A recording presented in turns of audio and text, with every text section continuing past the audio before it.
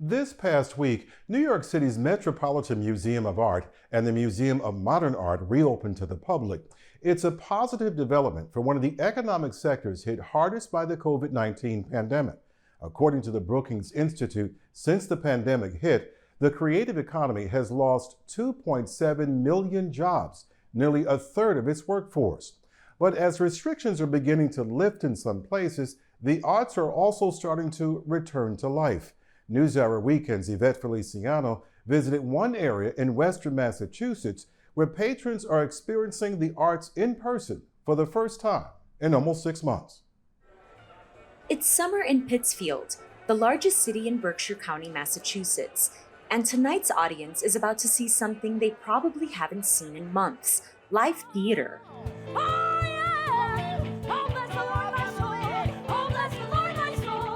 Since the COVID-19 pandemic hit, the Stage Actors Union Actors Equity Association has only approved 2 theaters to resume live performances in the U.S. Both of them were in the Berkshires. The first was Barrington Stage Company, which staged the one-man show Harry Clark in early August. The second, Berkshire Theater Group, is now performing the musical Godspell through September 20th. For that company's artistic director, Kate McGuire, the show marks a bright spot in a chaotic year. The normally vibrant theater community here has been in turmoil since Massachusetts shut down non-essential workplaces due to COVID-19. We closed up on March 11th. Everybody went home. And then we recognized that we're in the business of putting on live theater and that our industry is at a complete standstill. The actors in Berkshire Theater Group's Godspell talk about their dilemma at the beginning of the play. The COVID-19 pandemic took away everything I worked my whole life for. I felt alone, abandoned, unessential, and just completely unnecessary. My entire business relies on human connection. When theater shut down, so did I. I don't know how our industry is going to survive. Is there going to be money from the federal government, from the NEA to the state arts councils? How are we going to survive this? We can't do any of our work at all. That's not just a problem for theater companies here. The Berkshires relies heavily on the arts to help drive tourism, which in 2018 brought in over $467 million and supported almost 4,000 jobs. And it isn't just theaters being affected. Museums like the Clark Art Institute in Williamstown, Massachusetts, also closed its doors in March. Nevertheless, museum staff continued working. Olivier Mele is the Clark's director. Part of the staff went to work on different sort of tasks. Some of them were, for example, helping to redo the website when in fact they were supposed to welcome the public. Some others were preparing reopening very, very early on. And then on July 6th, Massachusetts entered phase 3 of its reopening plan, which included museums. Less than a week later, the Clark opened its doors again. For now, visitors and staff must wear masks at all times.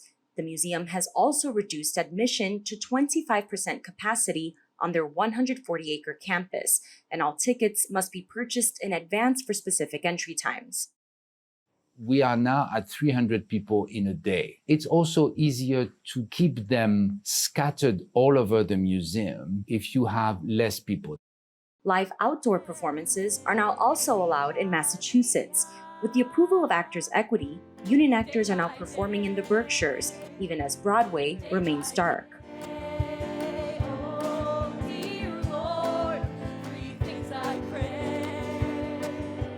The actors quarantined for 2 weeks before they came. They got tested right before they arrived here. We went to New York with vans and picked them all up so they were all together. They've been in what we call a bubble ever since. They all live in the same house. They don't ever leave their bubble.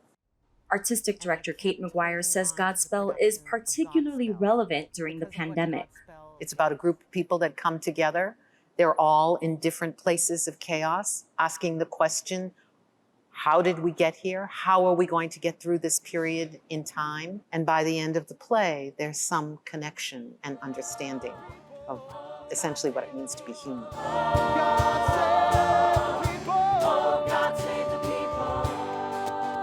to protect the audience, the company spaces the seats out in groups of 2 or 3. The audience is under this tent, all in masks, socially distanced, is 25 feet from the first row to the artists on the stage. And as you can see, there's partitions up on the stage so that when the actors are singing, those partitions are moved. So we eliminate some of the spray from reaching out. Not everything has gone smoothly with the reopening. In early August, due to an uptick in COVID cases, Massachusetts Governor Charlie Baker lowered the limit on outdoor gatherings from 100 people to 50.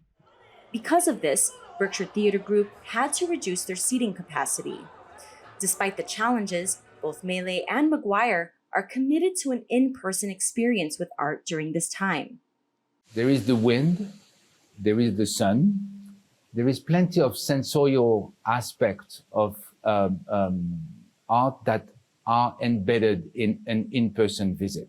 I think the in-person aspect of the relationship, the experience with art is essential. When you are in front of the work of art, there is a moment, there is a pose, there is something which is very unique, and it's very different from being virtual. It's a completely different experience. People go to church, or they're sitting out on front lawns of church now to be together, to experience their faith. And I've always said that my church is here at my theater. McGuire says that giving people that experience is important now more than ever. Artists' lives are being destroyed around the country right now. I mean, for so many artists, at least when they're not working, they can wait on tables. They can't even wait on tables right now. So we need to remember the artist and how they impact our world, and what would the world look like without art.